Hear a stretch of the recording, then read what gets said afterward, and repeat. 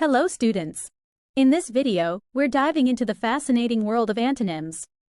Let's learn together. Antonyms are words that have opposite meanings.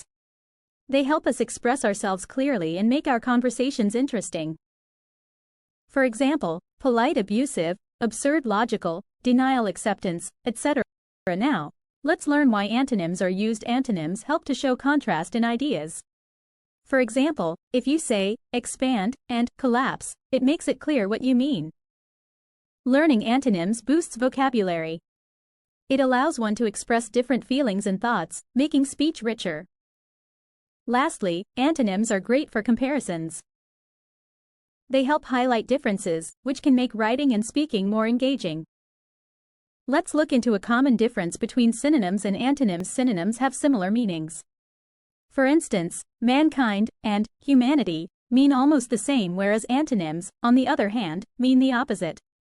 For example, mankind and wildlife are antonyms. Now, let's learn antonyms through prefixes. Prefixes are like little word parts that can be added to the beginning of a word to change its meaning.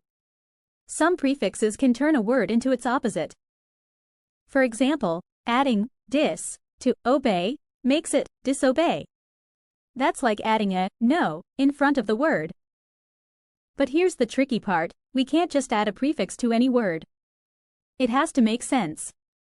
Like, stable can become unstable, but you can't just add un to empower and expect it to mean something.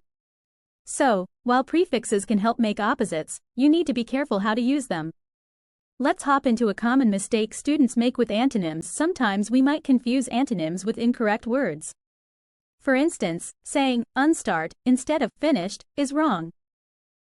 It's vital to know the meaning behind the words. Now it's your turn to answer.